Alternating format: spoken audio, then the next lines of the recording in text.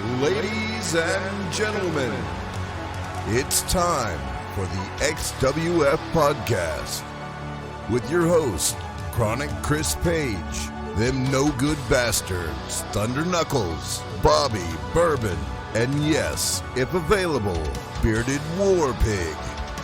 And the action starts now.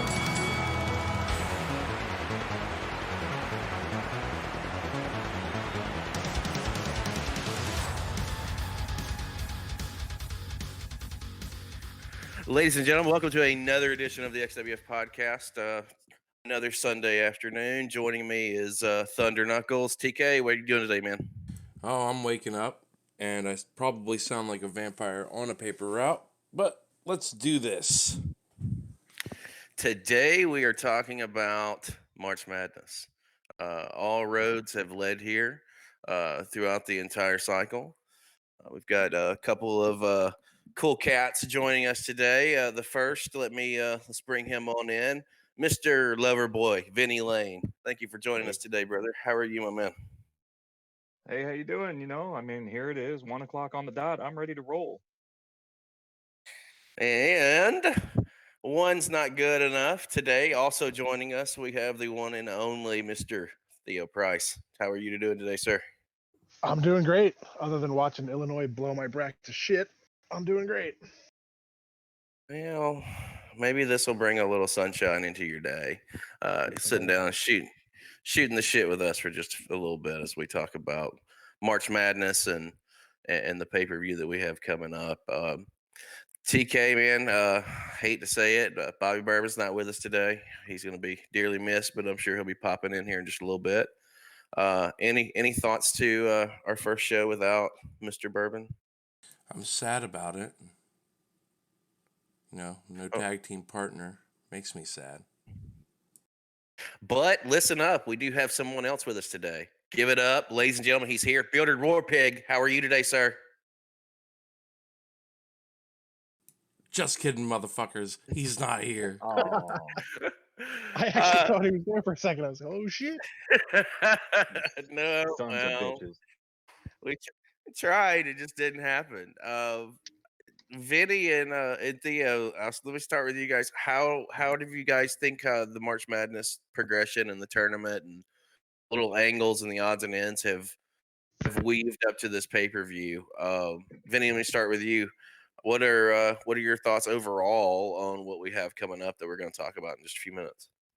Yeah, I think from where I saw watching the drawings and the initial matchups, I think we've gotten about where I expected to get as far as who's left. So now I think it's kind of down to the point where there's a lot of different options here. Mr. Theo. Yeah, I would agree. I think the tournament has, for the most part, played out the way I thought it would. I'm very curious to see what happens with the second chance battle royale and if that person really seizes that opportunity and makes the finals interesting.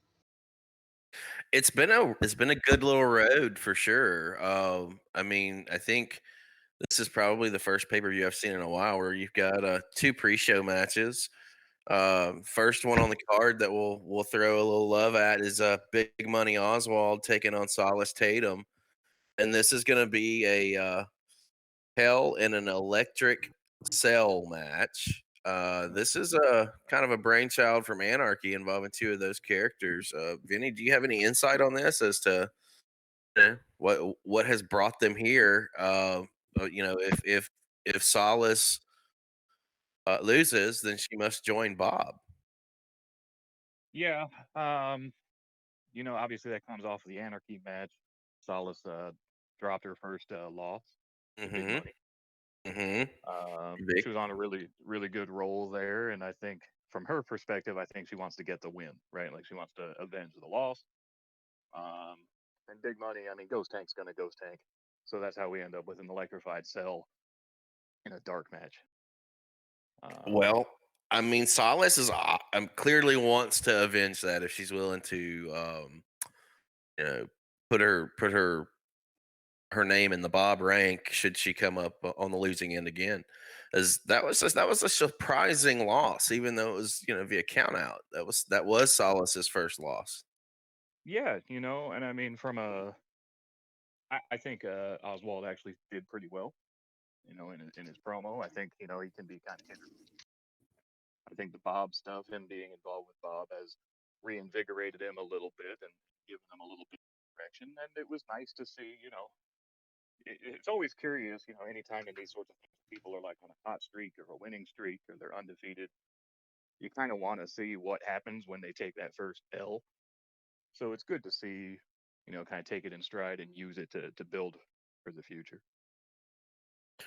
I agree. TK, man, what do you think about Big Money Oswald? I mean, he's got a huge opportunity for the Bob faction if Lightning can strike twice and he knocks off Solace again. First, how big would that be for Bob if Solace had to join the ranks? I mean, it's always good to have more members, right? Yeah.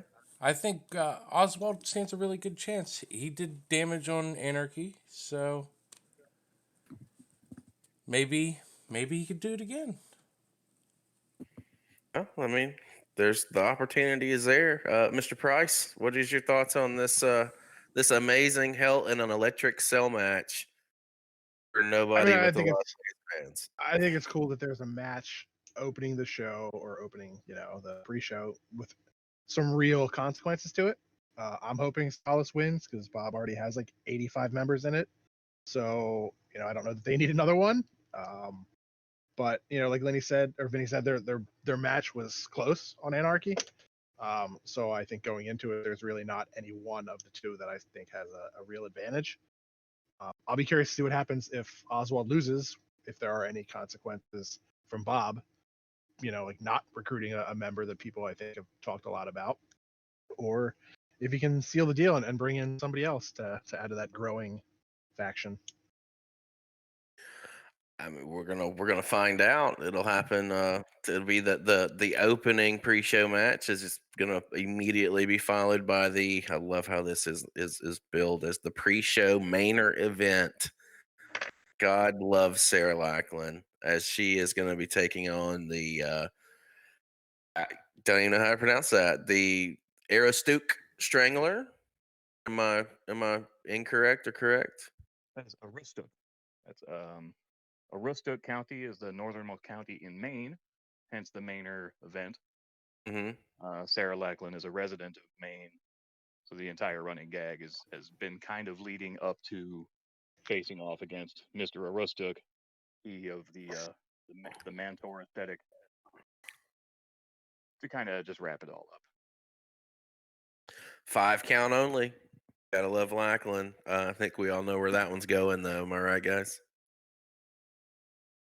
Well, as a commissioner, Sarah Lachlan has some administrative sway, and she's booking herself against some lesser talent to maybe pad the resume. Yeah, I think that's fairly obvious there, Mr. Pryce. Yeah, that should be a fun one. Yeah. I don't have a whole lot to say about it. It'll be fun from an observer standpoint. I'm just kind of curious to see how it all plays out and what they do with it. But I mean, we all know going into it how that's going to end. I think this match is horribly lacking some big pudding. TK, man. Well, Everybody loves some big pudding. Yeah. Well, I'm going to pick Sarah Lachlan taking this, and that's all I'm going to say about it. Oh, we're doing picks. So as we go, right? Yeah. All right. Well, then I have Solace in match 1, and I have Lachlan in match 2. I'm taking Big Money Oswald. Okay. And for just in case, let me remind everybody because we're doing a pay-per-view competition amongst TK, myself, and Bobby Bourbon with who can predict the most matches correctly throughout the year, and we're gonna throw a little trophy together and mail it around. It's interesting and stupid all at the same time. Just we're gonna do it. TK is currently up in this. He's up 7 to my 5 to Bobby's 5. So again, I got Solace in match 1. You have Oswald, right? Correct. You know what we didn't talk about with match 1, and this is an interesting little take. And on Anarchy, you've got 1,000 words to play with. This role play has been bumped up to 2,000 words. So there's a lot more room for Solace to play with. That's one of the reasons why I'm taking her. And then we both have Lackland, right? Yep. All right, cool. Gotcha. We roll into the actual opening match of the pay-per-view. I'm gonna throw it to you, Theo, because this is one of the ones that you're really looking forward to. I as well am I. I think all these guys are good, but this is the second chance battle royal. We'll run the list. It's got Demos, Ned Kane, Liam Roberts, Terry Borden, Calypso, Chris the Hammer Von Bon, Scarlett the Huntress, Ruckus, Captain Future, Champ Sportsman, Mickey Kincaid, Dean Rose, Ethos, Diesel, Andre Dixon, and Peter Pillmore. Yeah, that is not a typo. So Theo, man, second chance battle royal. Talk to us. Yeah, so I mean, I think there's obviously a couple people in here that we can look at and say those are the guys that have probably the best chance to win. I think a guy like Demos, new version of Ned K, is extremely intriguing. So we'll see how he does with this and with the Hart title match that he has going on. Andre Dixon has balled out pretty hard in his first 2 matches, or first match, I guess it was, right? Against Corey Smith, did really, really well. So I think there's a real opportunity for him here to shock some people. Mickey Kincaid, I'm a big fan. I'm not going to lie. His stuff excites me and makes me laugh. I'd love to see what he does with this opportunity. The rest, we'll see. Maybe it'll be a shocker or two, but I think those are kind of the people that I go into looking at this and thinking, yep, they got a real shot. What about you, Vinny? What about the second chance battle royal? Yeah, I think the concept, first of all, is really cool. It's actually something. It was really funny how it came about, because it was almost like one of those instances of something getting invented in 2 different spots across the world at the same time. When Theo and I were discussing it, it was something, when we had previously talked about the idea of maybe doing a World War X style deal, and it was kind of something I had thought of, like, oh, what if there was a way to get back into the finals?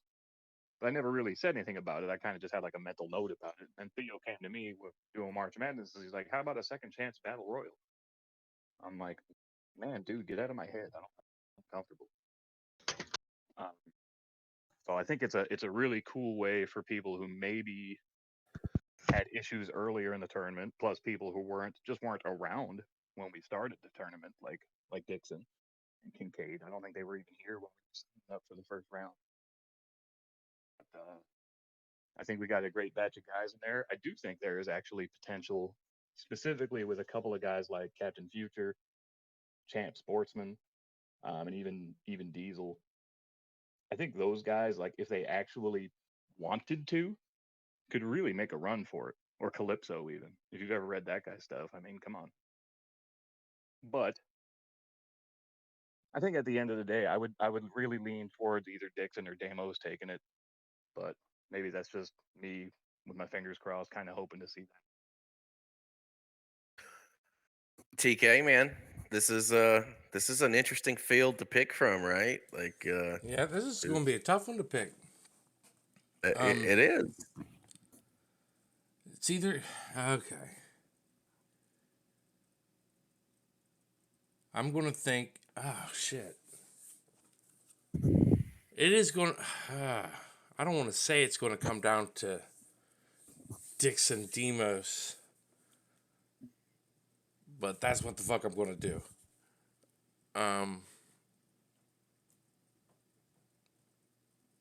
Hold on, I gotta find a coin. I'm just going to flip a coin.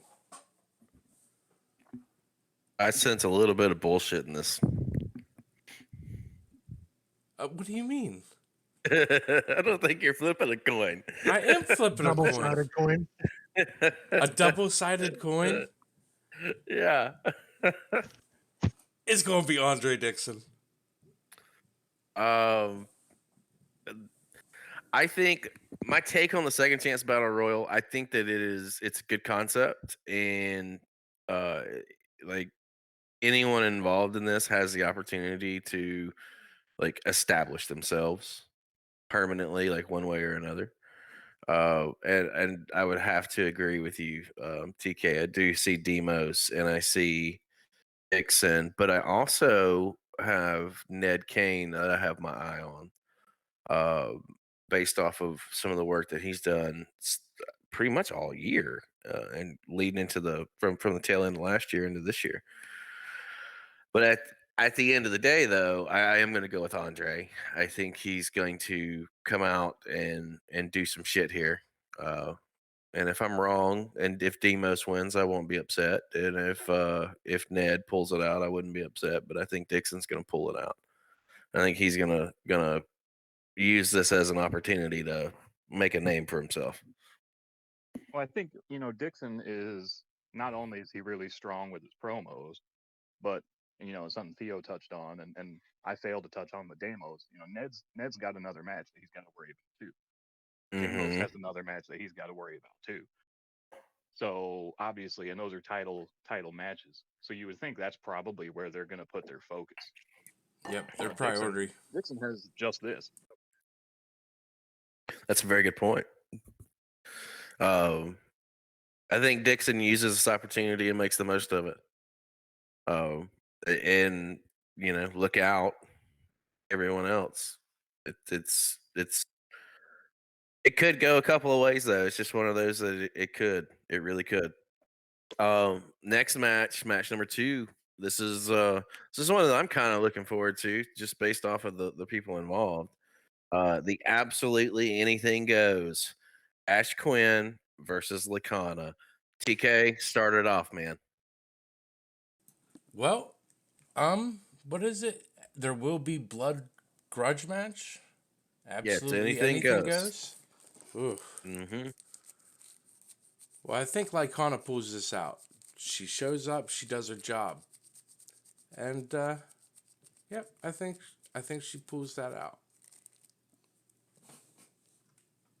Mr. Vinnie. Yeah, I would agree. I think Lycana is way, way, way overdue. And I think, you build up that much pressure, that much tension, like it's going to lead somewhere. And I think, unfortunately for Ash, I think she's going to end up in the wrong place at the wrong time. I think this one, it's been building and building, right? Like Ash was involved with the left hand, then left the left hand, and then there was that faction that had started with Jenny Miss, but there's nothing that's followed up off of it. So I kind of feel like Ash is just kind of hanging out there right now. Like she starts some sort of direction, but nothing ever follows from it. Whereas Lacana's got a lot going on. And I think that this would be the end of this deal, and I definitely see her taking care of Miss Quinn and moving on. And I just hope that Ash can find something to sink her teeth into. I think that if the left hand were to get involved in this, that there's no one there to help Ash out, and she falls victim. Theo.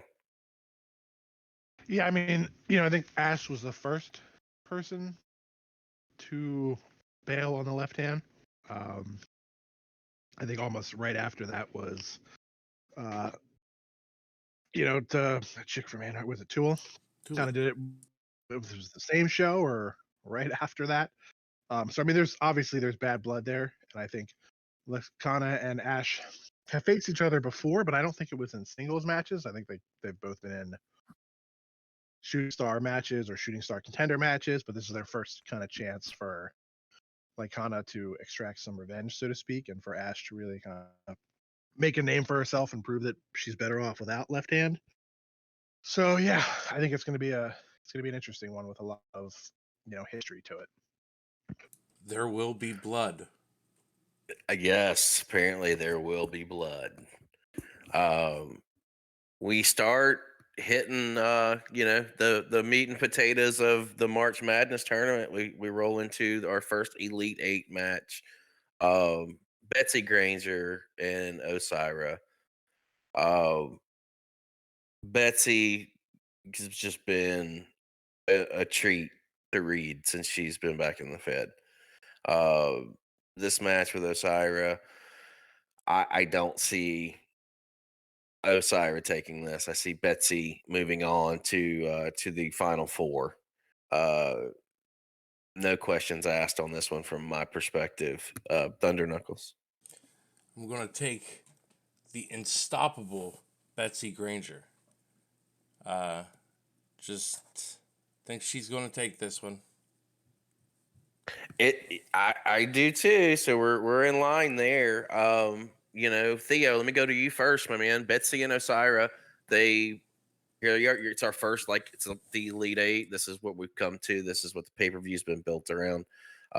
So where are you at? What's your thoughts on what's going on? I mean, I think Betsy was one of the people that I think going into the tournament, I kind of penciled in as somebody who had a real shot to win it. I mean, she's coming off of Superstar of the Month for February. She's been on a roll. So I don't think that's going to change with this match.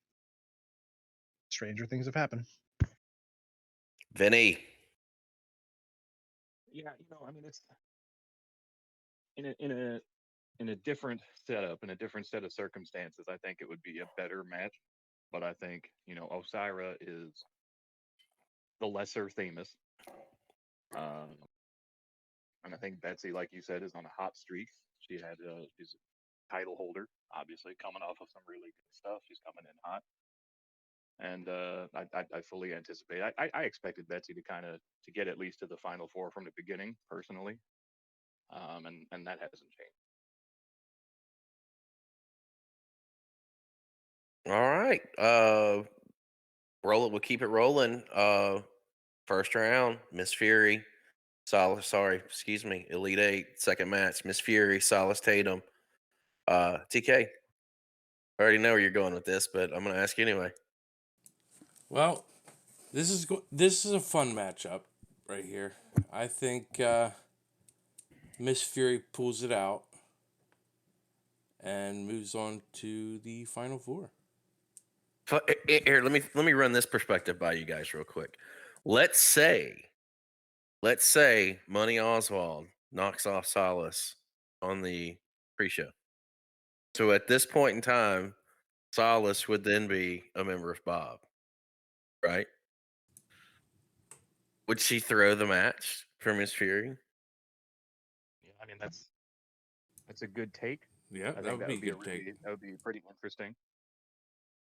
But Just, I think someone like Miss Fury would demand that, right? Oh yeah, the character would totally.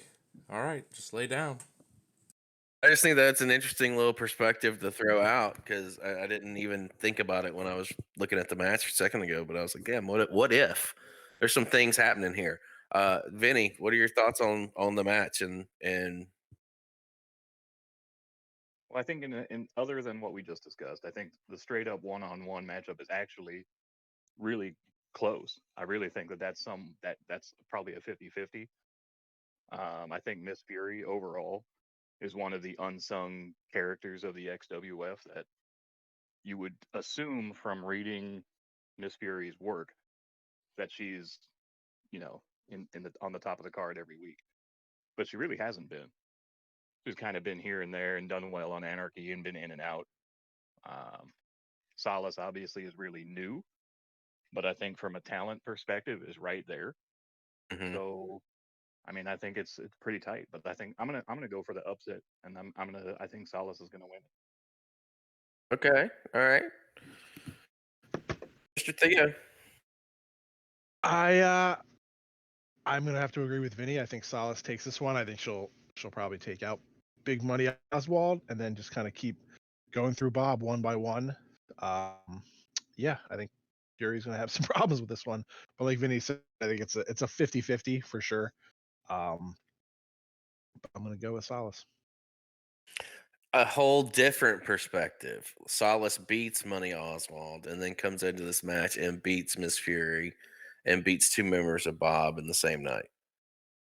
That especially Miss Fury, who's obviously a top tier main eventer of Bob in that regard.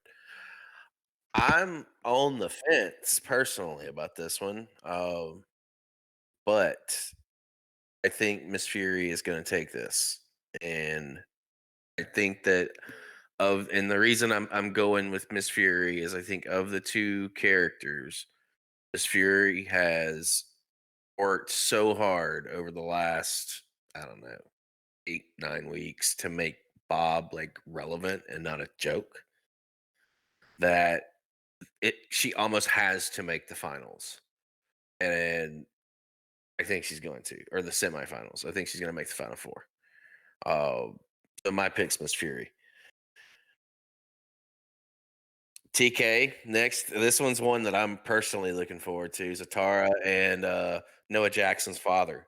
What do you think about this little interesting setup between two characters who have an awful lot of personal history with each other? Well, Atara versus Atara's former boyfriend or current boyfriend depends on the hour. Man, I want to say Atara just to piss off fucking Noah's dad. So, I think that's a smart choice. I yeah, think Atara is. Atara's definitely gonna win this match. Fuck that guy. Theo, where are you at with this one? Atara all day, every day. The other guy doesn't have a shot. No shot. Vinny. Yeah, it's. I'm gonna take the other tack. I think, unfortunately, even sacrificing Osiris, which I think we will see happen, and have already kind of seen it happen. I think Atara is great. I think she's been a great addition to the XWF and has been wonderful to interact with. She has actually defeated her current opponent in the past, winning the Extreme title from him. But unfortunately, at the end of the day, straight up one-on-one with no shenanigans circumstances like that happened. I mean, her opponent is one of the best, even if I really don't want him to. So I think he. I think I'm gonna have to lean towards that guy that Sarah Lackland cashed in on to win this match and move on to the final four. And it's nothing against Atara at all. I think she's solid. I just think that Vinny, I'm leaning towards your logic on that point. That I kind of have to go there. The next Elite Eight, Kieran Overton, Dr. DeVille. I'm so sorry, Kieran, that you drew this guy. There's Doc. That's all I'm gonna say. He's Doc. EK. Yeah, Doc's gonna take this one home.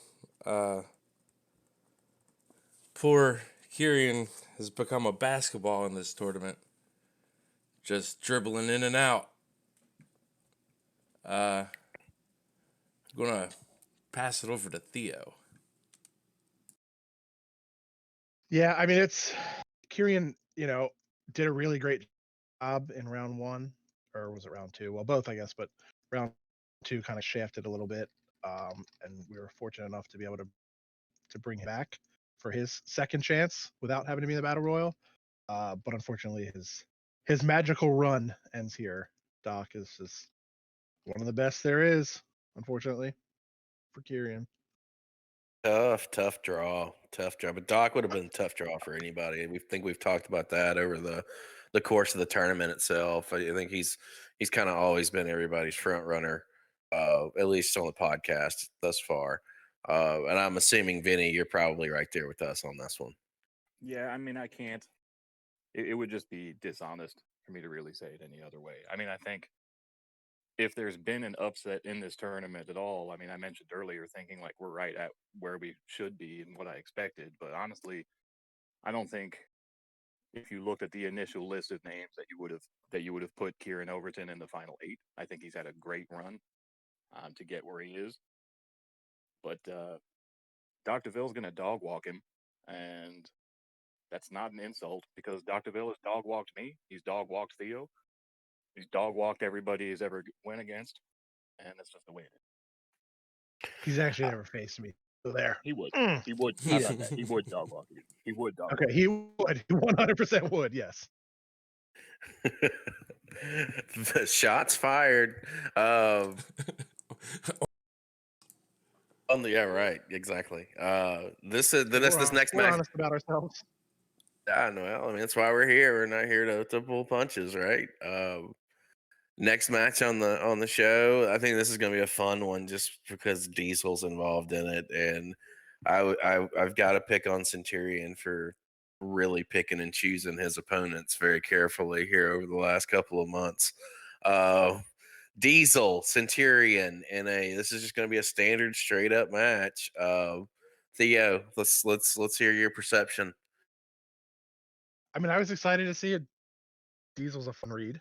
And Cent, he's always puts up really great stuff and max effort. So I have no idea how this match even came to be, like if there's any history there or not. I was just sent a message, hey, book this match. All right, cool, whatever. We'll do that. So here we are. I think Diesel will do what Diesel does, but at the end of the day, Cent is a legend, at least in his own mind. So he'll take that one home. Vinnie. Yeah, I think this matchup it's as good as Diesel wants it to be. Actually, I'm a fan of the concept. I was a fan of it when it first popped up. I want to say back in 2014, when the first time we did it. And it's hilarious. I mean, it's really entertaining. The concept of it is pretty unique. And I think there actually has a little bit of an advantage because, look, we know what Centurion is. We know who Centurion is and what he does. But Diesel can really surprise you because I think that, when it comes to promo time, the sky's the limit on it. And it really just depends on, like I said, as good as Diesel wants to be is how good they'll be. From a kayfabe standpoint, I don't know which one of these guys is older.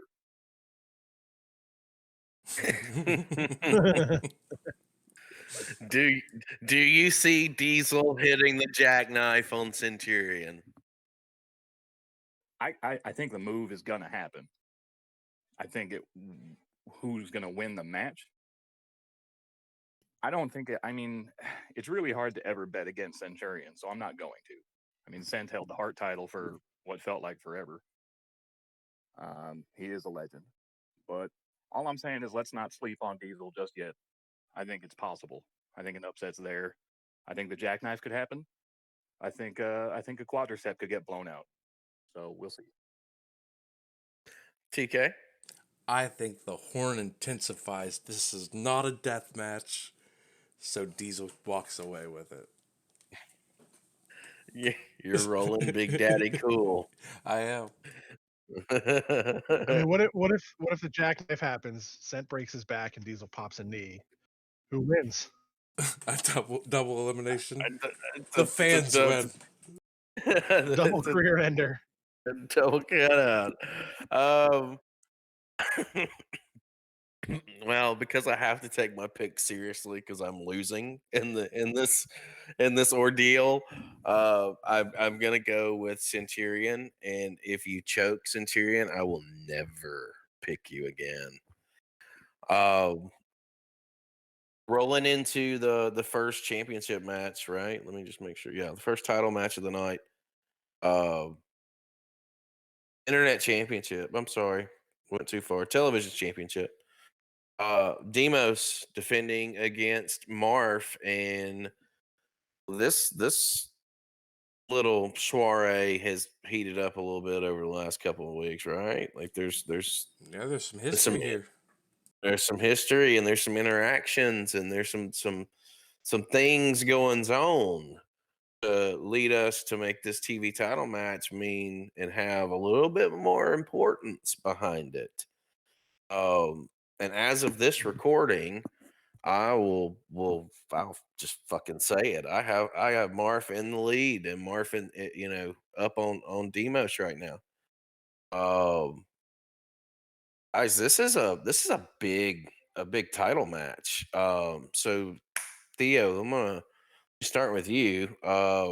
Demos has had a fucking solid run with this belt, and uh, maybe maybe bit off a little more than he could chew with the second chance battle royal and this title match. But where you at? What are your thoughts with it?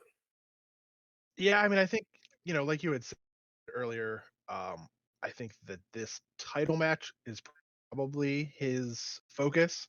But he has in several different ways kind of stirred up the hornet's nest with Marf and with the left hand, and I think maybe that might come back to bite him in the ass for this match. I think Marf is clearly on a mission to kind of just establish himself a little bit, but also to kind of show everyone, but certainly Demos, that the left hand is not to be messed with. So I think Marf has a real solid shot in this match. How fucking interesting would it be? Because Murphy's usually on Warfare, but he does kind of float around. Um, Morph came in Snow Job ish, around Snow Job, and this would be his like second or third pay per view cycle, and his opportunity to win a singles championship, and it being the flagship title of the Saturday Night brand. Like left hand would be all over Savage at that point, right?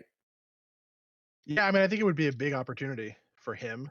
I think it would be a big opportunity for the left hand to kind of show their progression as a group, and kind of put a stranglehold on Savage. I mean, in a sense, they would be running Savage, as long as one of their people has the title. Um, so yeah, I think it would be pretty cool. I think it'd be good for them. I think it'd be good for the group. And it'd be great for Marf. But it's hard to ever count Demos out. I think he's clearly shown that he can bring it at a moment's notice. That's true. Vinny, what are your thoughts on this one, buddy? Well, I think it's been touched on a little bit. We talk about the split responsibility with the Battle Royal and then with this match. You would think conventional wisdom would be this is where he's going to focus. He's going to defend his title. Um, but we could see it go the other way, right? I mean, Damos could very easily decide that the focus is the Battle Royal. Maybe it's a quicker shot to the top of the card. It's certainly possible. And I don't think Marf is the kind of opponent that you can sleep on. I think he, a little bit like his partner Leconna, has always been on the cusp of doing good things. Um, frankly, I'm a fan of title changes, so I think it would be great if Marf upset Charlie.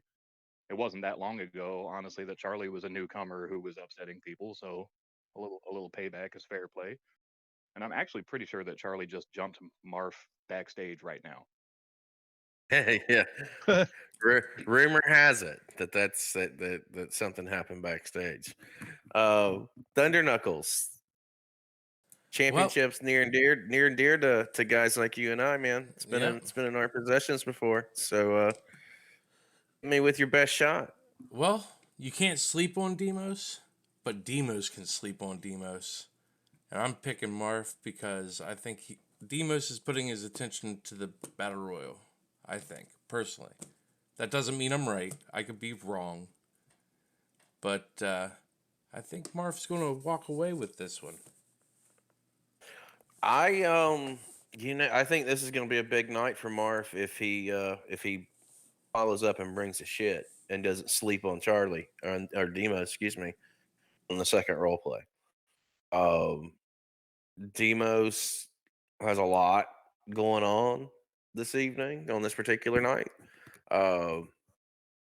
Savage rules, so he's got two role plays to work with. I think we're crowning a new TV champion, and I think it's going to be a huge win for Marsh. New champion. I think that's going to happen. We get into the Shooting Star Championship here again. Betsy Granger. Betsy may be wrestling 4 times this evening. Okay, let's talk about that for just a second. How many has that ever happened before where somebody's legit wrestled 4 matches one night? Not not that I can think of. I mean, Thad, at Relentless last year did like what 3 or 4 matches in 3 days or something like that. But I'm trying to think of a tournament that we've had where I don't think we have, because typically, like with March Madness, like part of why this card's so big is because of how many people opted in for the tournament. Like last year, we got half the number of participants, right? So we had 16, Mm. and so going into the pay per view, we started with the final 4, not the Elite 8, which is my preference, just because I think it's a little more clean, so to speak. But that didn't happen. We had a lot more people interested, which is a great thing.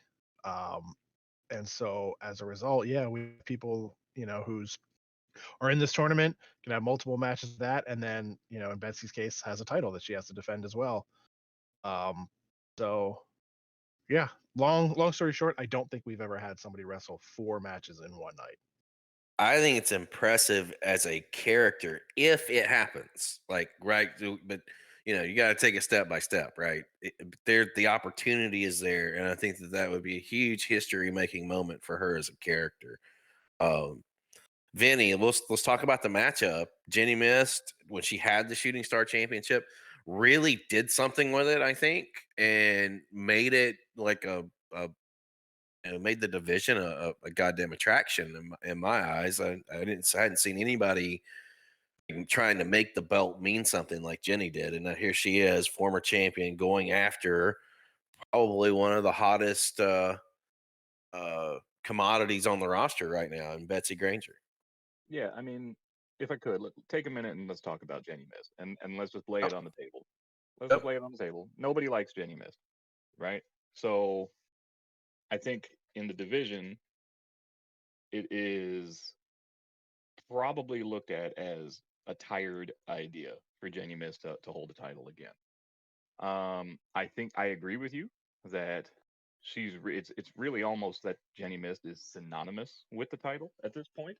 I mean, she's that's where she has lived is chasing or holding the Shooting Star belt for since its inception, really. Um, Betsy has taken it and made it feel like it was a real goal. She took it and ran with it, and I think that's spectacular. To your point of having 4 matches in one night, I think also as an aside, just as a backstage crew, Theo, I think it's important for you and I to kind of try to communicate with the people putting these matches together, like, hey, that's something that probably should be mentioned during these matches, right? Like here's a woman who is, if she's lucky enough to even get past her first match, is at least going to have a second one and could potentially have 3 and possibly 4. And there's got to be some level of fatigue and exhaustion and injury and stuff like that taken into account. So hopefully we do a good job of communicating that as well. As far as who wins, I mean, look, if it were a popularity contest, Betsy would win. Um, but you can't sleep on Jenny Mist. Jenny Mist is very good, and I think that she wants it more and could win it. So I would say Jenny wins the title back, um, and Betsy focuses on the tournament. How about you, Thunder Knuckles? Well, I'm going to take Jenny Mist for the same reasons that Vinny did, except for I'm going to add in that this is a ladder match. This isn't a normal match. She's going to take some beating. Betsy is. It's going to be bad. And I'm going to be sad because she is the hardest worker in the XWF today. Potentially, what was it? 4, 6 matches? 4? 4. 4. That's still a lot. I I could I could only do one. Mr. Theo. Yeah, I mean, I would think if Betsy could run the table right and win not just this match but the tournament herself, I mean, I think we might potentially see the first ever 2 month in a row superstar of the month. I don't think we've ever had that before. I think if she can do that, then there's no way you could vote against that, right? Having said that, I don't think that's going to happen. I think there is nobody who cares about the shooting star title more than Jenny Mist, and I think she's going to put it all on the line, and she's going to take the title home. Well, I think I'm gonna go against the grain here, and I'm gonna say history's gonna be made, and I'm gonna say that Betsy is gonna win her her tournament match, and she's gonna roll into this, and she's gonna retain the championship over Jenny Mist. Gut just says Betsy, and can't do the good guy picks because this is about a trophy and this is about bragging rights. So Betsy Granger for the win.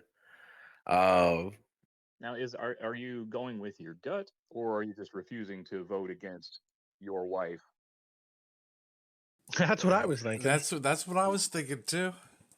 Well, I mean, she is my wife, and I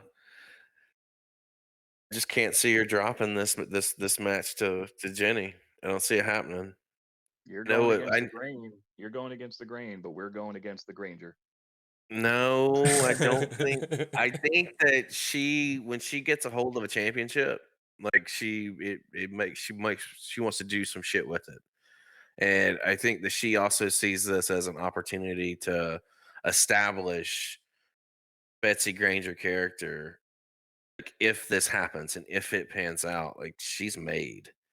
Same thing with if whoever wins the second chance battle royal comes into this thing guns blazing and ends up winning the fucking tournament, they're made. I mean, like, they're instant. You cannot take it away. It's irrefutable. It's undeniable. And that's an opportunity right now that is in front of Betsy. And I think she looks at it as a challenge. Challenge accepted. Make sense? See where I'm going? That's It fair. makes sense. It makes sense. I'm not saying it's impossible, and don't take me, my pick as saying anything slighting Betsy in any way, because Betsy's great. No, I'm just saying. That's where I think that. I think that she's gonna show us what she is capable of and what she has always been capable of. The final 4 matches, I guess, is gonna have to.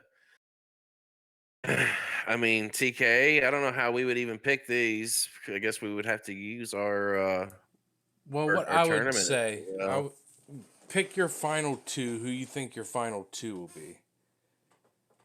I mean, obviously a draw will mess that up, but I think we're kind of stuck here because it depends really, because we're not really sure how the brackets would even go, right? So right. we don't know which match goes against which match. I mean, we could guess and we could make some what if guesses. I was actually thinking earlier about match 3 and match 4, which was the Osiris versus Betsy, and the Fury versus Solace, because I was thinking if those winners go against each other, oddly enough, I think even though I picked Solace to beat Fury, I think Fury would have a better chance against Betsy than Solace.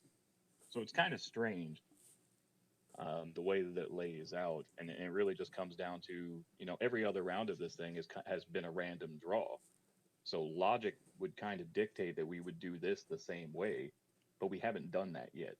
So I don't know if match 3 is going against 4 or if match 3 goes against 5 or versus 6. And that makes a pretty big difference considering the names that are in there. I think the best way to pick this one, TK, is for us to just bottom line who do we think is going to win tournament in general. Right. We'll save that for whenever that happens. In that case, we'll save that for down to the tournament final. Gotcha.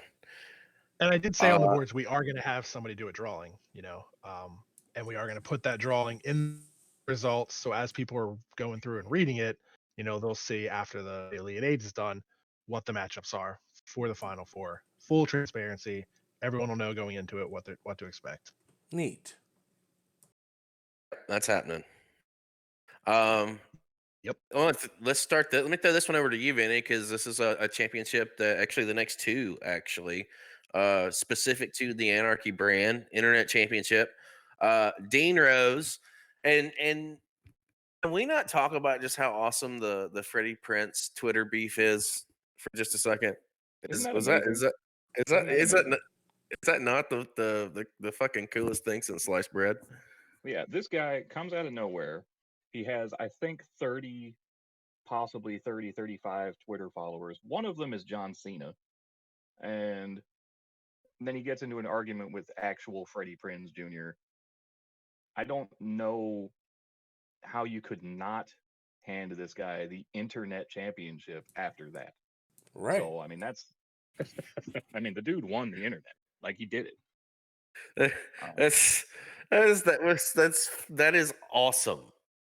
Is- I can't believe that was a thing and it legit happened. Theo, what was you when you saw that? Did that not just like tickle your fancy?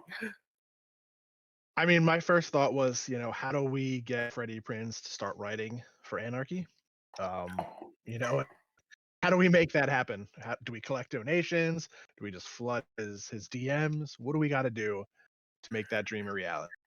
Yeah, I don't know how Dean Rose is doing, what he's doing, how he's working his magic, but it is magical, and I cannot wait to see what he does with it. Yeah, I mean, Vinnie Lane has had a Twitter since 2015. Dean Rose had one for 2 weeks and got Cena. That's just bullshit. And yeah, we're Well, I legit mean, Cena check mark John Cena. how do you think that's possible? How do you think that happens? I mean, is he John Cena? I mean, it's hustle, loyalty, and respect. I don't know. I guess that's what he has. Under knuckles, man. Like this guy comes in and he's ablazing. The Dean Rose character, the podcast loved him when he first showed up, causing Twitter beef, right? I think it was Robbie and myself who pointed that out. And then he fights with Freddie Prinze Jr. I mean, come on. This guy owns Not the only internet. fights him, he wins. Yeah, yeah, owns him. Just fight him. He won. There's no. It was great. As Uh, as far as Freddie goes, I might just have Dean somehow send this podcast to him. So, Freddie, if you're listening, don't be a pussy and step in the ring. who we got winning this? I mean, I gotta go with Dean Rose to retain. Boris, good luck, but you're rolling in cold, and Dean Rose is definitely coming in hot on this one. I'm definitely Yeah, I think taking Dean. it's tough because honestly, I love Boris. Uh, like the day Boris showed up, I was like, "This is my jam. I love this guy. I want him in everything." But he's coming in. Dean took that title off of podcast favorite Barney Green, who Barney has a really interesting social media life himself. So I mean, that's tough. That's a tough draw. Um, if Dean gets another blue check mark, I don't know. I mean, who could beat him? I'm sticking with Dean. Yeah. Dean. I mean, he, like Vinny said, he has won the internet. And until that ends, he's the guy. Vinny, we roll into the Anarchy Championship match. Hey, an elite exploding ring match. I'm assuming that means we're just gonna have sparklers on the ring post. Well, I mean, you didn't have to spoil it like that. But yeah, it's going to be fun. I felt like, Theo and I were discussing because we always put the Anarchy belt on these pay-per-view shows. And I had a couple of different ideas, and I didn't really know who to put against it because there were some options, but those options were already kind of preoccupied with other things too. But then it occurred to me that, here's JB. Here's a guy who has been on probably the best role of his life. And why not? I think he can give Ruby a run for her money. I think the stipulation is really fun for the two people involved for obviously wildly different reasons, because I think JB will lean into it fully and Ruby will kind of lean against it fully. And I think it's going to be a blast. I think, I do expect Ruby to retain, but I've been wrong before, so it'll be. I mean, John Black's a friend of the show, man. Thunder Knuckles, JB's getting a crack at the Anarchy Championship. Ruby had a kind of an up and down little cycle to get here. She had that loss to Ned, right? Now here she is, but when the belt's on the line, she always seems to turn it up a notch. Where are you at? Where are you standing with this one?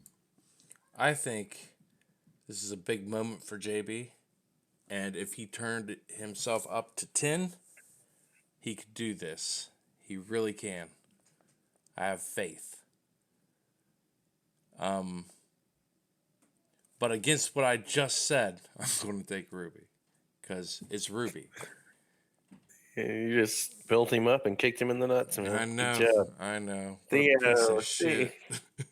that was a real dick move, bro. Theo, talk to me. Where are you at with the Anarchy Championship match? I think JB is going to continue his magical run and take that title and do something fun with it. So I'm going to go with him. As good as Ruby is, and she's probably the best Anarchy has. I love reading her stuff. I'm going to go with JB.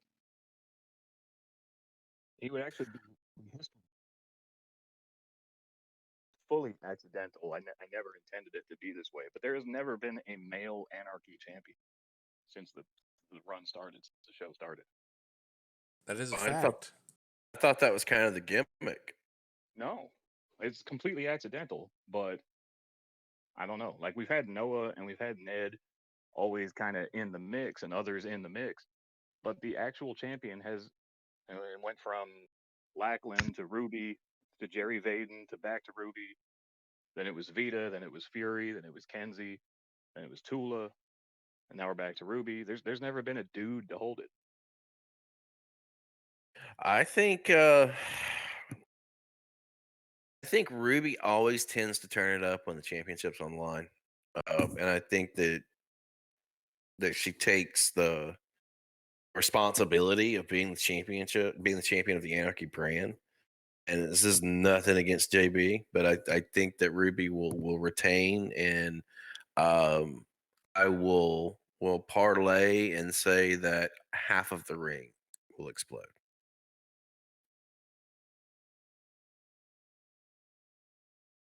Which half? Like the top? Well, just half of it in general. Just take it and split it in half, and half of it will blow up. Yeah, top or bottom half. Top half. Shut up. Wednesday nights, like and you said, though, I think JB could take it home. I have all the faith in the world that JB could do it. But to your point, Ruby has always taken it, personally to make Anarchy a bigger brand and say this is not like a C show. This is an equal show. And I think that always shows up in the pay-per-view matches. Well, I think anybody that was sleeping on Anarchy here within the last 8 months is retarded. The joke was always made that it was the C brand.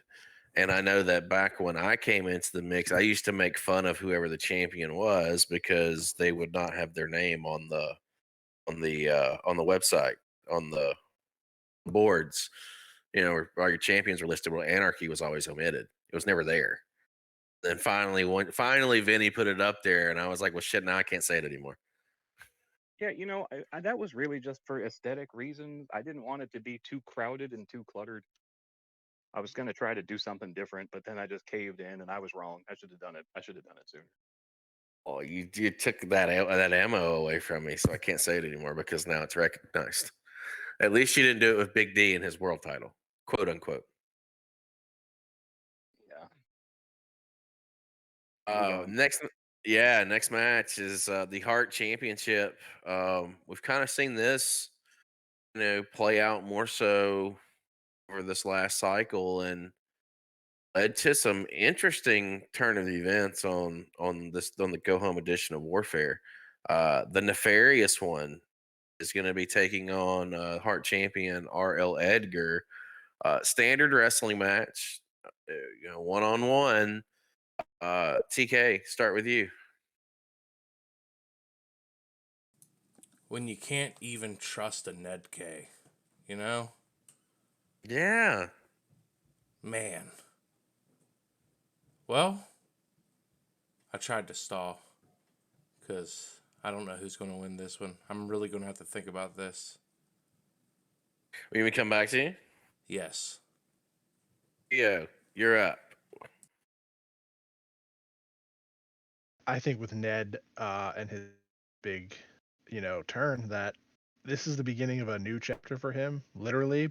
Uh, and I think, as good as RL Edgar is, Ned is on a mission right now, and I think Ned is just, I think he's going to take it, and I think he's going to run with it, and I'm excited to see what he can bring to this version of the character, because it's something vastly different from what any of us have seen with Ned. So I'm excited for that. He definitely has the opportunity here. With that little turn that happened on Warfare, it does bring that little spark that of interest and intrigue. Now, this is also the same character that he's come off of beating Ruby this last cycle, who hands down is probably the premier athlete on Thursday nights and premier talent on Thursday nights. He had a terrific run with the hard title before dropping it to RL in the 4-way at Snow Job. He the table set, and I think that even if, because he's one of these other guys, he's in the opening second chance battle royal, so he has the opportunity to fucking establish himself hardcore if he was to pick up that and roll into this and pick up the championship. Um,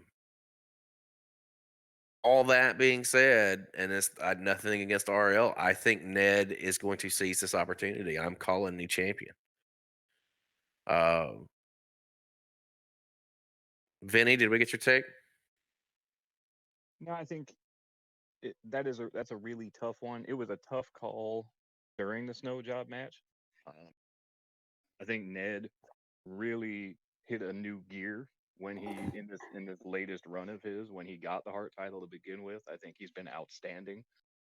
I think his only real stumble was snow job, and even since then, he's kind of kicked it up another notch and really gotten creative.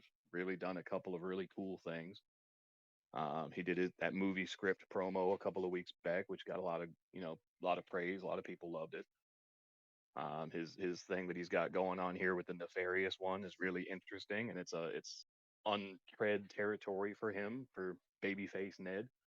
And I think Ned is really just going nowhere but up. I like RL Edgar, but I've always said I felt like there was kind of a ceiling on the character, and I don't know where that is, but I think it's going to be really tough to retain against Ned.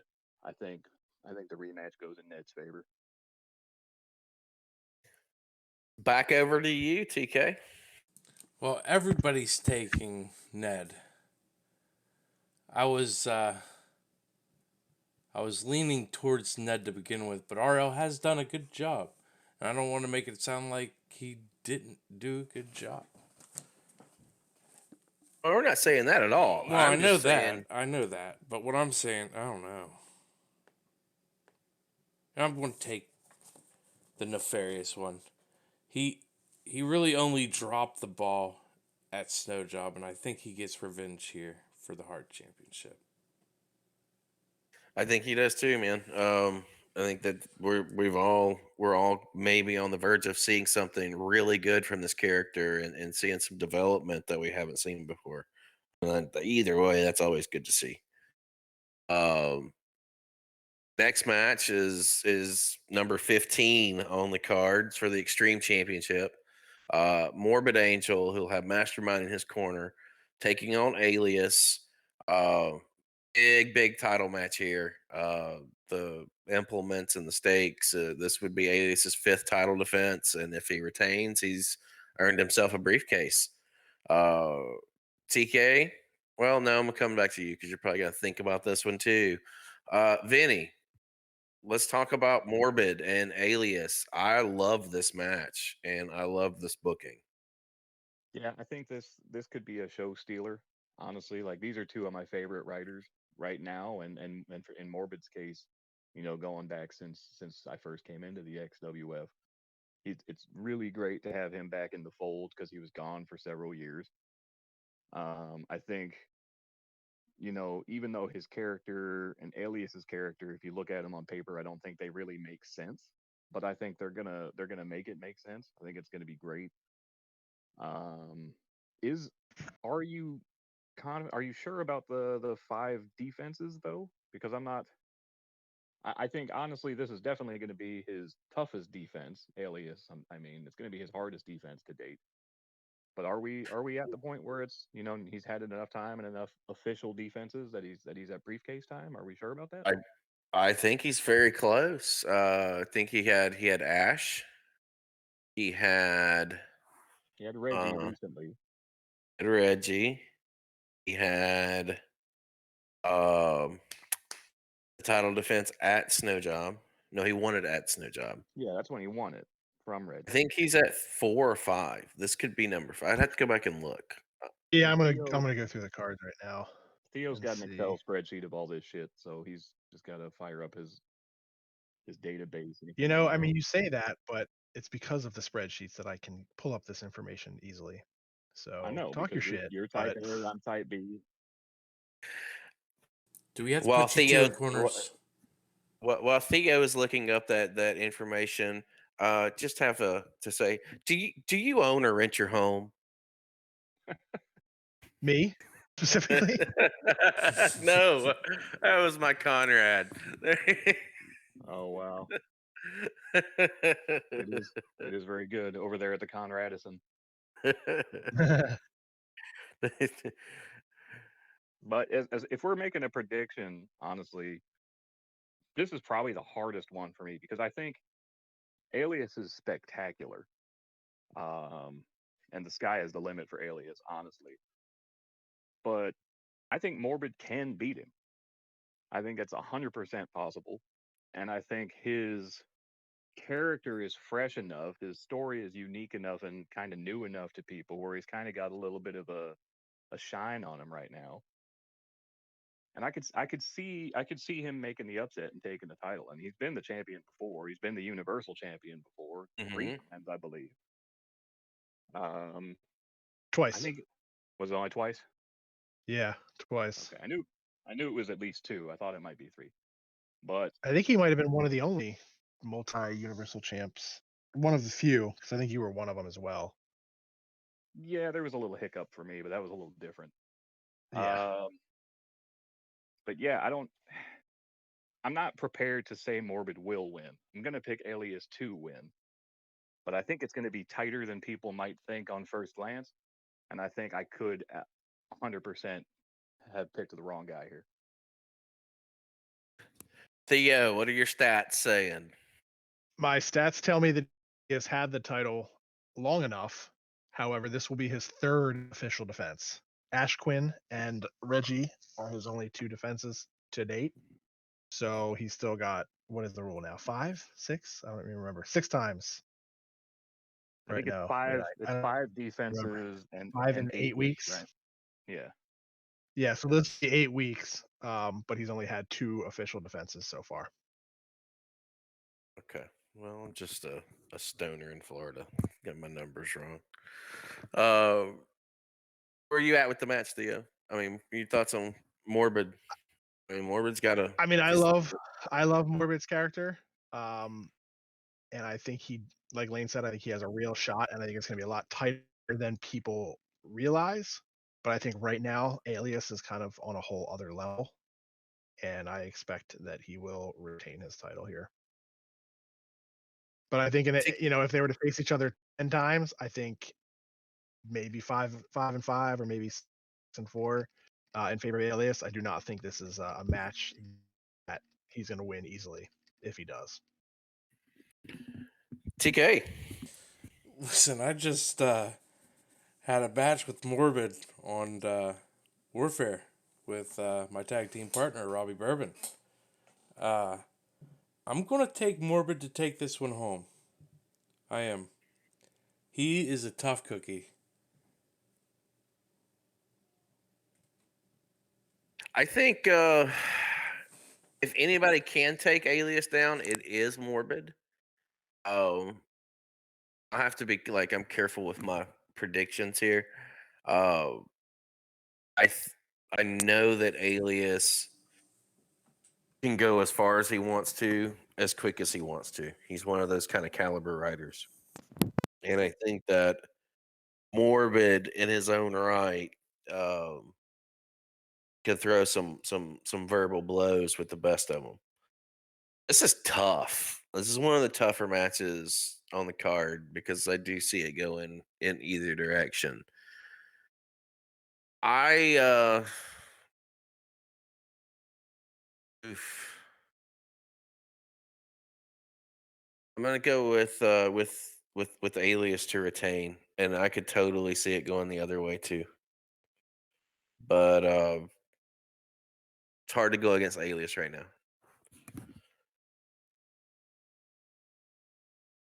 It's gonna be a good one though, regardless. Oh, that's the one I'm Almost, looking forward to, honestly.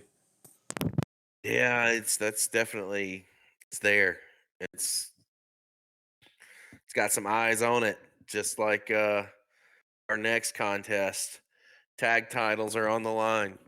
This is what you wanted, TK, man. It's them no good bastards, Robbie Bourbon and Thunder Knuckles taking on Continuum, Thaddeus Duke and Corey Smith. Tornado Tag, Warfare Rules. TK will come to you last. Let's shift it over to Theo because I know that the tag division is something that you've spoken about in the past is pretty near and dear to your heart. So, how does it feel to have uh, a tag match together that actually there's some story to it? There's some history there. Yeah, I was glad that this match kind of shook out the way it did with the contenders match the previous week. I was glad to see that this is what we got because like you said there is history there. Um it's probably one of the most competitive tag team matches that I think we've probably had in a bit. I feel like whenever we have champions, a lot of times like the champs are really strong and then the rest of the division just is lacking. But I think right now we have several teams that can really give the champs a solid matchup, and I think this is one of them for sure. It's hard to pick against Thad and Corey because we're talking about two of the best writers the Fed has probably ever had.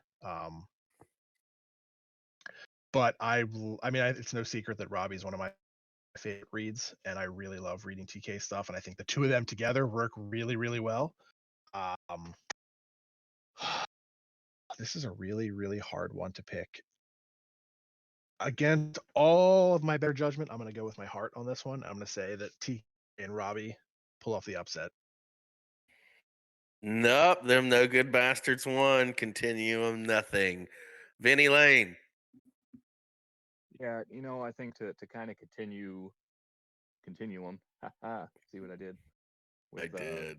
with where Theo was going. Honestly, Corey is probably the most complete role play writer I have ever seen. In particular, I just think you read a Corey Smith RP or an engineer or a Lux or any of the other crap that he's ever come up with, and I kind of feel like I'm like reading a novel that I picked up in Barnes and Noble. Like the dude's spectacular. Thaddeus obviously has always been very successful and very good, and he is super, super locked into the pairing and the team and the idea. And I just find it right now, it would be really, really difficult for anybody. But I do think TK and Robbie, if they put out, their top tier ability, I mean, I think it could definitely happen. I have always stated since Robbie came into the XWF years ago that he was one of the best, even probably before he even thought he was. But I think the only thing standing in Robbie's way is himself and his dedication to it. TK, I think, is probably in the same boat, but I think they work really, really good as a team, and that's going to be a battle. But I think anytime you bet against Corey and Thad, that money is in danger. So I'm not going to bet against Corey and Thad. TK, man, that's what you've been waiting for. I know you and Bobby have been looking for this opportunity since the snow job to get this one-on-one shot.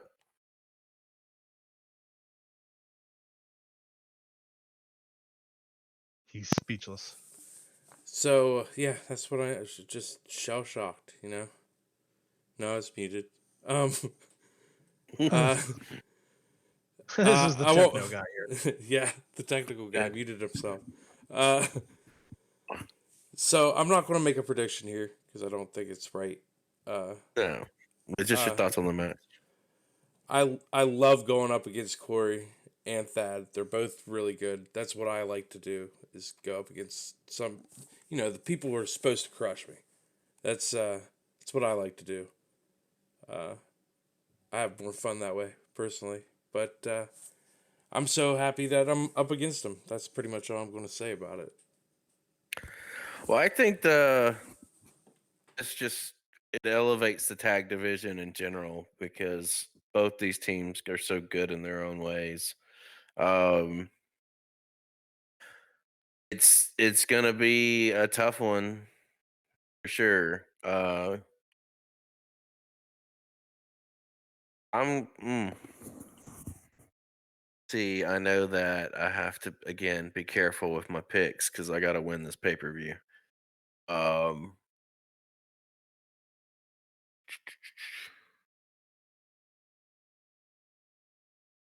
I'm gonna go for new champions. I'm gonna say that them no good bastards are gonna knock off Continuum. It's gonna be tough, and it might not go that way. But if TK and Bourbon, they gel so where they peanut butter and fucking jelly. Um, it's definitely not gonna be easy, but I think we're gonna crown some new tag champions. It's probably the boldest pick that I'll make today. Then you've got your March Madness finals. Obviously, we'll know what happens there when we get there. Is there, let's do this. Theo, what three people do you think this is going to come down to? I think it comes down to Doc, Betsy, and Atara's former fuckstick. Well, you In got that to have order. your second chance battle. You gotta have the second chance battle royal winner in there. So your second chance battle royal winner plus give me two names. Andre Dixon. Andre Dixon. Andre Dixon is Betsy, one. and Doc. And Doc. And then of those three, who would you have? Who do you see?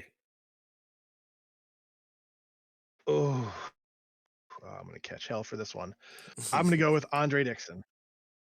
Ooh, that would be Ooh. an interesting. That would I be mean, I know interesting. Doc's gonna be blowing my shit up in about 5 seconds after this goes live, and be like, "How could you pick against me? How?" But Yeah. Shit. I'm going for pure chaos here. I'm going Chaos for the theory. Doc value. I'm gonna go with Andre Dixon. There you go. Same question, Vinnie Lane. Yeah, I mean, obviously earlier I went with Deimos to take the battle royal, so I'll stick with that. As far as the brackets, it just gets really shaky in that in that area with, because of Solace and Fury, because I'm not really confident in my pick there, but I don't know. I think Doc is definitely going to be in there just because I look at it and I don't know who would beat him. And I think depending on where the brackets go, Hmm. then it could be, his toughest match might be the semifinal match. So yeah, I mean the way I look at it, I think Deimos wins the battle royal, but Doc ends up taking the whole thing, and it wouldn't even be his first time as King of the Ring. So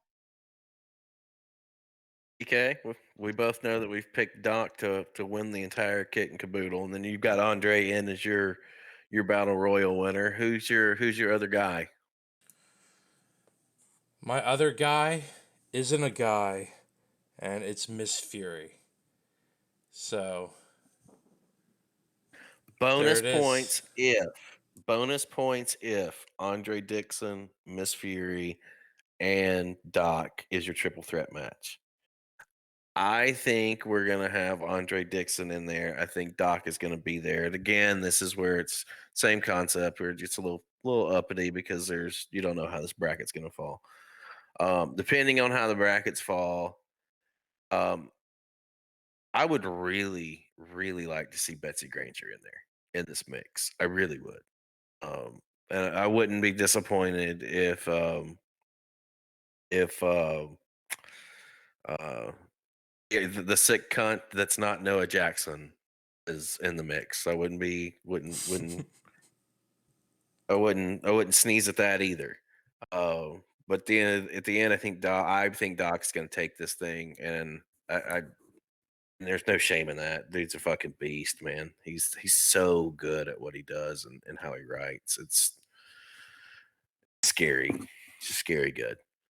Um, Finally, your main event, it's Universal Championship. It is Anarchy quote taking on Chronic Chris Page. This is no holds barred. Um, Theo, let me start with you. I mean, I'm curious, right? Like everyone else is. Who is Anarchy? I think everyone's assuming that it's somebody who has been around before, but I don't necessarily know that to be true. It could be somebody from, you know, way back in the day, somebody that I've never heard of or Vinny's never heard of, somebody that has history with Chris Page, or it could be somebody recent. It could be somebody who's active right now, or it could be somebody from another Fed. For all I know, I'm extremely curious to see who it is, where it goes, and kind of what's the fallout is once that reveal happens. Vinny? yeah, that is it's obviously it's difficult to predict anything when you don't know who one of the opponents is. Um, it's been good work leading up to it. It's been great storytelling. Um, I think it would be awesome if it turned out that it was Chronic Chris Page defending against the entire roster of Anarchy. You know what's hilarious is that's actually been suggested. Somebody sent me that. I'll get into that in a minute, but that was somebody's guess. It was the entire Anarchy roster. Yeah, that would be cool. And I would definitely have to vote against you there. Um, but I mean, this one obviously, like, there's a lot of story build to it. Like Theo said, there's some guesses, which is always fun. With the things that are going on with Page, with the Thunder Knuckles and Robert Maine angle. I think there's some guesses from going back in time to say, like, oh well, this is a friend or this is an enemy, and they're putting themselves in the mix. It's got like the whole "I know what you did last summer" vibe to it. So I think it's going to be a great, interesting way to move this story forward. But I can't pick a winner in a match when I only know one of the people who's in it. That's fair. Very fair. TK?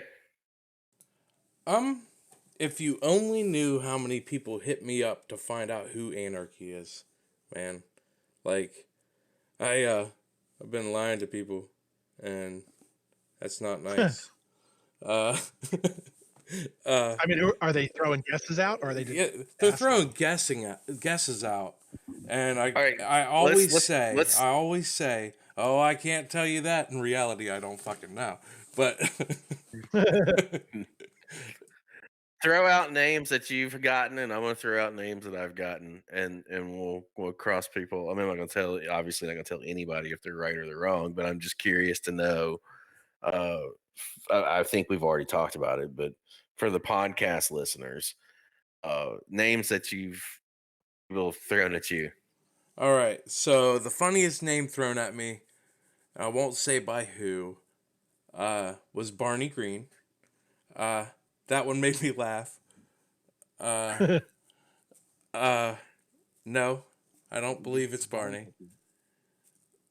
Robert Maine being the one I get the absolute most. Those are the only two names that I've gotten, but everybody seems to I've believe got it's Robert Maine. I've gotten Blackland. I've gotten the entire roster of Anarchy. I've gotten Kinsey Gray. I've gotten Ranma. I've gotten MDK.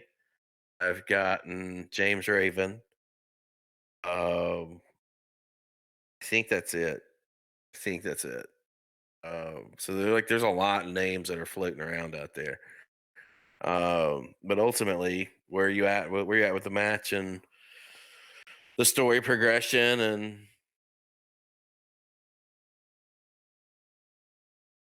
The story, I love it. I mean, let's be fair.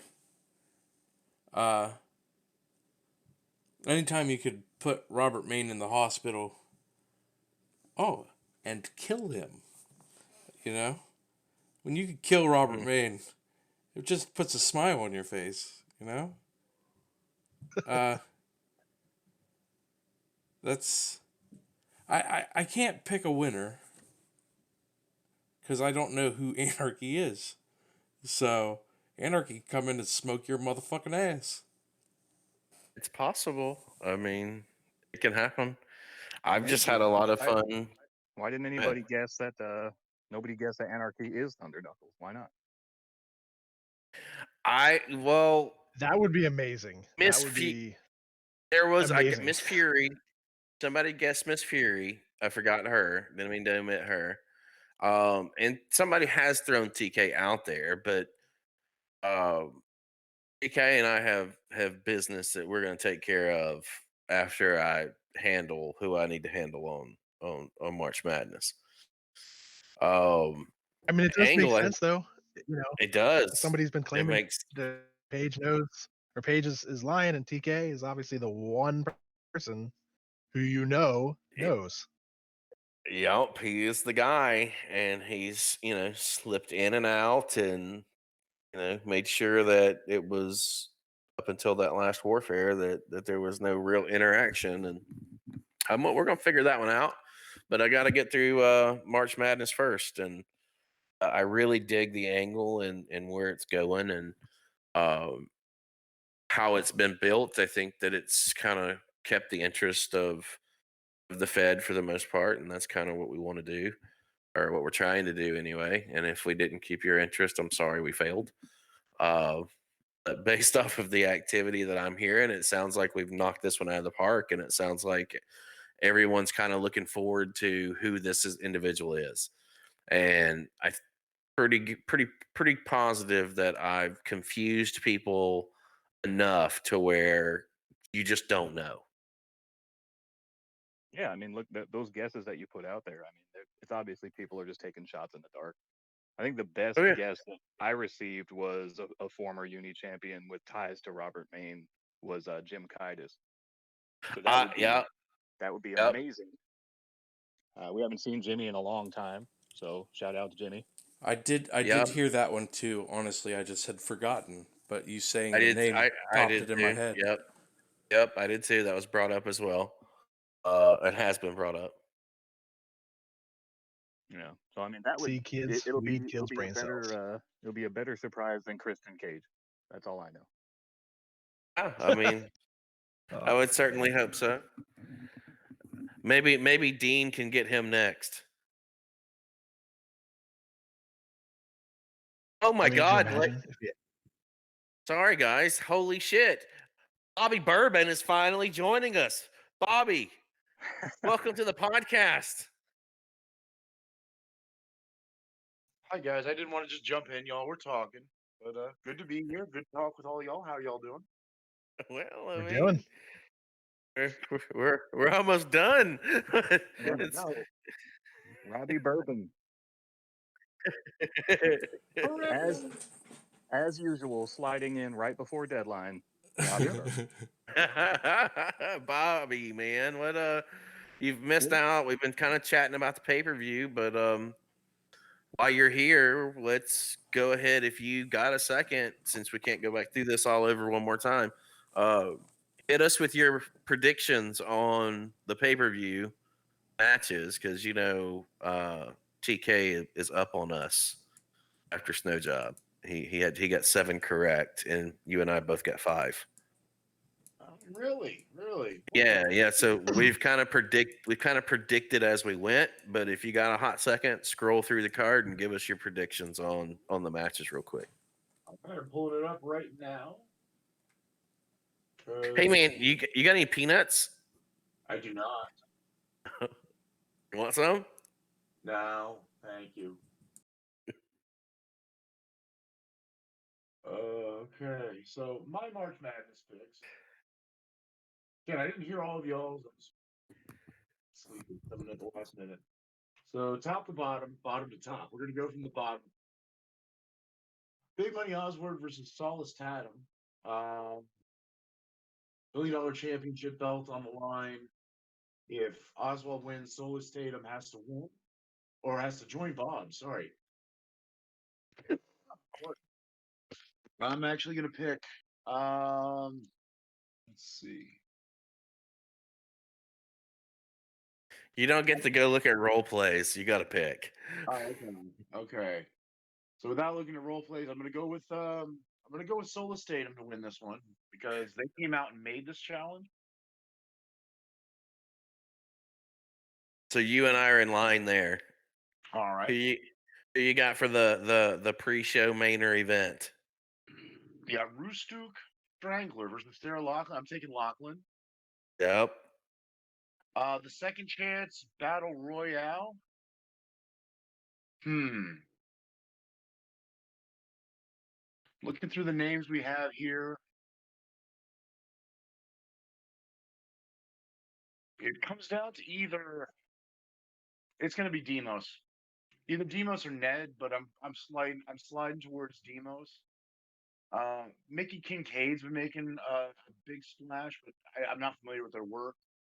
Andre Dixon is another name that sticks out, but I'm going with Demos. There will be, yeah. It's funny because Vinnie went with Demos. It's a solid choice. It is. Then we have the There Will Be Blood grudge match. Ash Quinn versus Leconna. Absolutely anything goes. I'm picking Leconna. Then we go to the Elite 8. I'm taking Betsy over Isira. I'm going to take Miss Fury over Solus Tatum. I'm going to take Sean Warstein. Damn! Oh, I got to, like, when we have Corey on later, I got to talk to him more about Sean Warstein. Oh, dude, we made it the whole show. The whole show. I'm not really Yeah, just sorry. edit it out. No. Just edit it out. We had a conversation last time we talked with Corey, and he came up, and I need to clarify some things because I know a little bit of the story. I was on the periphery for it last year. I want to get it all clarified to make sure we're not making people out to be demons or making problems that we don't need to. The next one, we got Kieran Overton versus Doc. I'm going with Doc. Centurion versus Diesel. I'm going to take Centurion. TV title match, Marth versus Demos. I'm going with Demos. Shooting Star Championship match, Mist versus Granger. Again, I don't see anybody beating Granger anytime soon, except for maybe in this card. The final four. Here's what we did here. Uh huh. Oh, you can skip that when you get down to the final, the triple threat. We'll go there. All right. So, Internet Championship, Boris versus Dean Rose. I'm gonna go with Dean Rose to continue being the Internet Champion. Anarchy Championship, John Black versus Ruby. I'm taking Ruby in this one. I think anybody. I mean, I'm hoping for John Black. I think he can win it, but Ruby's got the hot hand, and Ruby. That's one of Ruby's like namesake titles. We have Heart Championship, the Nefarious one versus RL Edgar. I'm going to go with Edgar to retain. Extreme title match, Morbid Angel with Mastermind in his corner versus Alias. I think this is going to be a tight one, but it is Savage rules, so I don't know if that's going to make a big difference. That's not going to let Morbid write a very long RP, but he's still talented. I'm going with Morbid on that one. Just going with my heart. No offense to Alias. I think it's a toss up on that one. I'm just going with Morbid. The tag titles match, I'm not going to predict because I'm involved in it. March Madness final. I think So yeah. pick your battle royal winner was Demos. So Yeah. then just take your next two who you think would make it. I think it's going to be Demos versus Granger versus Doc. Who you got winning? Doc. Only because Betsy is already pulling a lot of duty in defending her title. That might and Doc has just his focus is entirely just on March Madness. So hard for me to pick against Doc in that one. Damos, he's going to make it to that second chance, but he's also pulling double duty with defending his title. Mm-hmm. And then in the final, the Universal title match, Anarchy, who I think is Maverick, is going to lose to Chronic Chris Page. Either way, Chris Page walks out with the championship. So it's been a interesting little road to March Madness. I mean, Theo and Vinnie, let me kick it both to you guys first. With 32 names, I know that when we initially talked about this, that that was the goal, and we attained that, and now we've got this incredible pay-per-view that's laid out in front of us. After running things down, where do you see and how do you see the landscape shifting and changing, barring what we've already discussed? Do you think there's is there any surprises or any kind of craziness that you are looking at or you may see coming our way? Well, I think the tournament is awesome. I really hope whoever wins it really runs with, the whole King of the XWF thing. Last year didn't really get a lot of play out of it. Lackland did a lot with it, which was great the year before that. And I think it's one of those things. I was always a fan of the old WWF King of the Ring tournaments. So that's just me. And I like the new format where we're, the second chance battle royal, the huge field of the March Madness with the random draws. I think it really leads to a lot of fun. And I think it's really made this show one of the better shows that we do each year. Whoever wins it is, I mean, they're going to have done a lot of work, a lot of really good work. And I think they're going to deserve whatever praise gets lumped on them.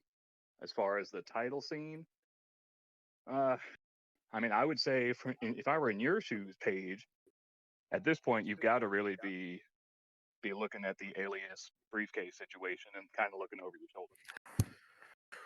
Yeah, I mean it's there for sure. Theo, what defense would this be if he gets by Morbid? You said it would be his third. It would be his third, unless I missed something. I'm pretty sure I did not. It would be his third defense, so he would have 2 more to go. And if he did it back to back shows, he'd have a case before the next pay per view, which would be really really interesting.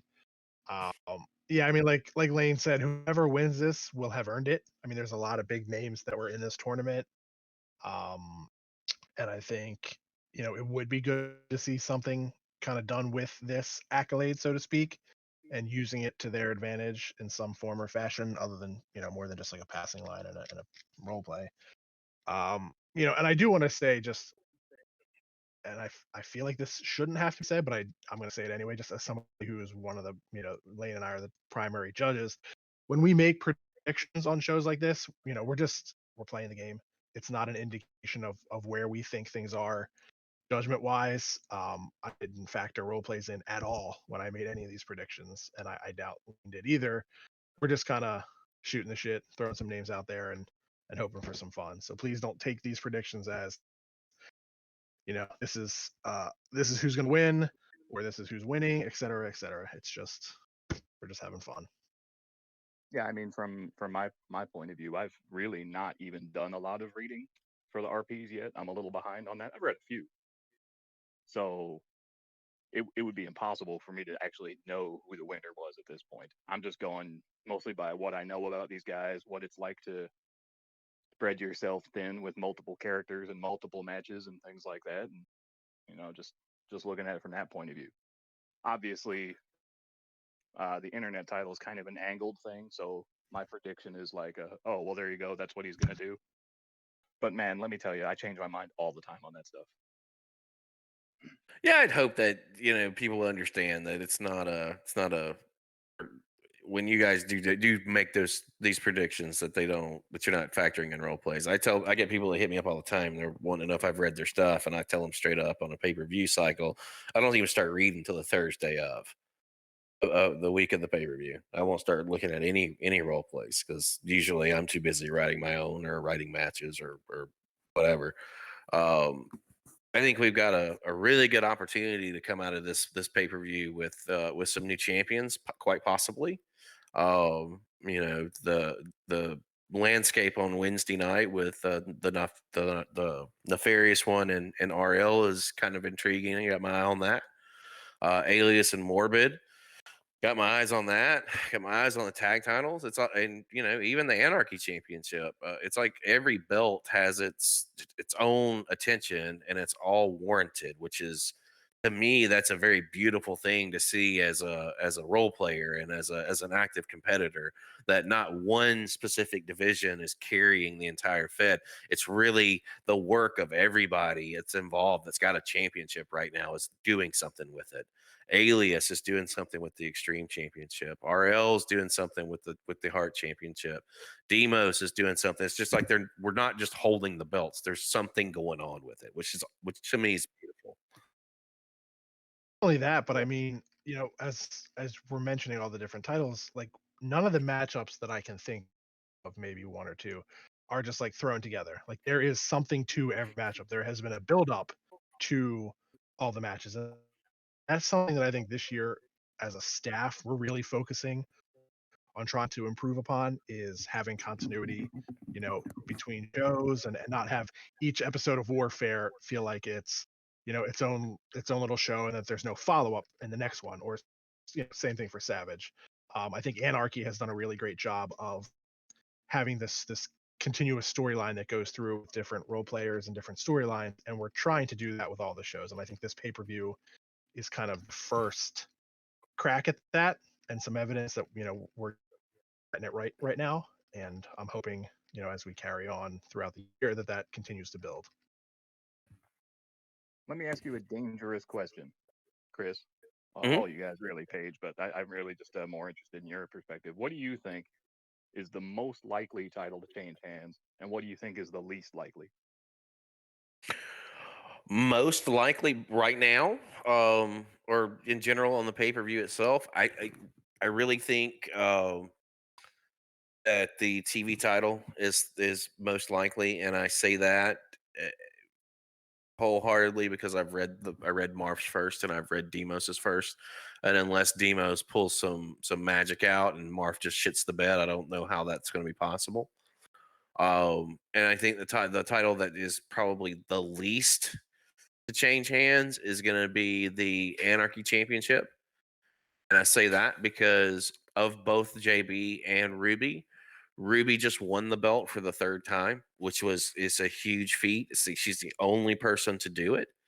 But she came off of a real bumpy cycle with Ned and uh, a couple other things going on there. As a champion, she's the champion walking in that has the most to prove, in my opinion. That makes sense. Chris, you were supposed to kiss me and TK's butt and say that the tag titles were most likely to change hands, but we'll forgive you this one time. This time, I Well, won't. if you would have been on time for the podcast, you would have got my prediction. I predicted you guys to go over. Aw. But as far as like literally, if it's a serious question, uh, based off of what I've seen, those are my answers. I think that the TV title's definitely changing hands. I think Demos is really invested in the battle royal, and I think that Ruby's the champion that really has the most to prove. Just based off of the cycle alone, and I just what my gut tells me. But that's a very good question. So TK. I want to pose that one to you. Same question that Vinny asked me. Um, I'm kind of torn between. I think there's 2 titles going to change hands for sure. I'm pretty sure. I think Marv walks away with the TV title. I think that's the most likely. RL is going to be hard. So.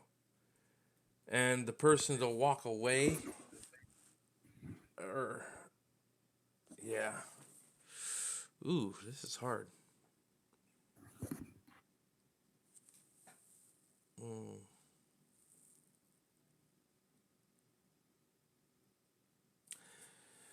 I'm going to go with Ruby as well because even looking at my picks, like that's the only one. Like yep.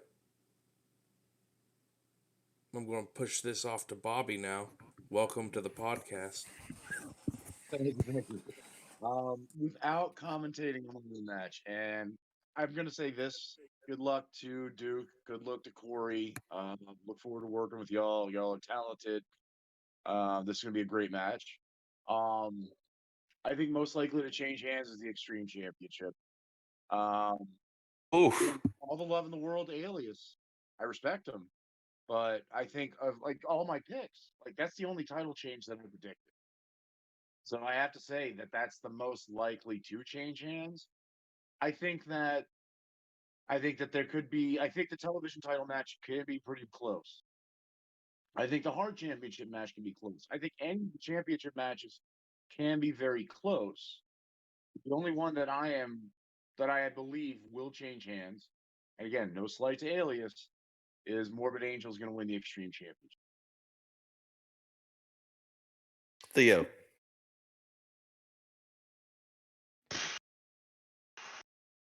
I'm going to go with the Heart title is the most likely to change hands. And I will say the safest one not to change hands is the Internet title. Or is that a cop out? Yeah, see, I was thinking about that after I said the Anarchy Championship, but I can't change it now because I've already said it. Yep, and that was a great selection. And good job, It was. It was definitely a sleeper. Yeah, well now Lane's gonna fuck me over just because. Just out of spite. Just to be that guy. Is what I do. Well, I would do it if I were you. So we have got it's been an interesting road to March Madness. There's been a lot of stories being told, a lot of things happening. The pay-per-view's rock solid. The next step's just getting there and seeing what happens with this fallout. Obviously there's a lot that's in play. Who's gonna leave with the tournament winnings and who's gonna walk out with championships. I mean, there's just a lot that could happen, and the landscape of the Fed could change in so many different ways come the close of March Madness. yeah, I mean it'll be interesting because if Alias gets a case, right? Let's just stipulate that he will, right? Just for argument's sake. We have Leap of Faith coming around in the near future. We could have potentially 2 cases going at the same time, which we haven't had in a long time, thankfully. So, for whoever the Universal Champion is, could make life a little more hectic for that person, be it you or whoever, whoever Anarchy may be or whatnot. There's a lot that can happen for sure. We just we got to get there first, right? I always say with the championship run, it's easier to win it than it is to keep it, and you got people with cases out there. The landscape can change at the drop of a dime. It's happened, I don't know, countless times since I've been here. I want to say like almost every title change that I've seen for the Universal Championship has been a cash in since I've been back into the mix. I could be wrong, but Soldier cashed in on Maine in 19. Did CCP cash in? I don't think so. No, I've never had a contract or a briefcase to cash in. With Soldier's cash in. And did he drop it to somebody, or was there a cash in on him to get the belt off of him? That's what I don't remember in 2019. No, I think I think he lost. He lost to the disappeared. engineer. Okay, and then there was a cash in on the engineer with Fuzz, and then there was a cash in on Fuzz with Blackland. He said And it the twice. belt was folks. He said it twice. Yes, he did. Double ding me. At least we got through with only four mentions, if I'm not mistaken. Yeah, I haven't said it. Better than the 15 from a couple weeks ago. The he night was doing is it. young. Well, that about wraps it up for March Madness. It ties the bow on everything. We got an interesting little deal ahead of us. Theo, Vinnie, guys, thanks for joining us today. Bobby, appreciate you showing up. And Pig, Bearded War Pig. No, TK, always a pleasure. Guys, you guys are awesome. I'm so glad that y'all hung out with us for a little bit today. Thank you for having us. We're glad that this podcast is happening. People are excited about it. People are really enjoying it. So thank you for having us again. Yeah, man, I have a great time. I like doing it. I mean, I listen to them all the time. I chuckle, I cry, I laugh. I run the gamut of emotions each and every time. Yes, we've done it. Vinny, you have to do a live sign off though. Yes,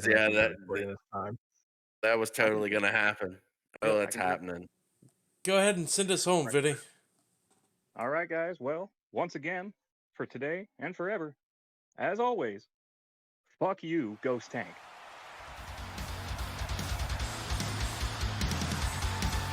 Thanks for listening to the XWF podcast. Don't forget to like and subscribe to the XWF YouTube channel. Follow us on Twitter at XWF1999.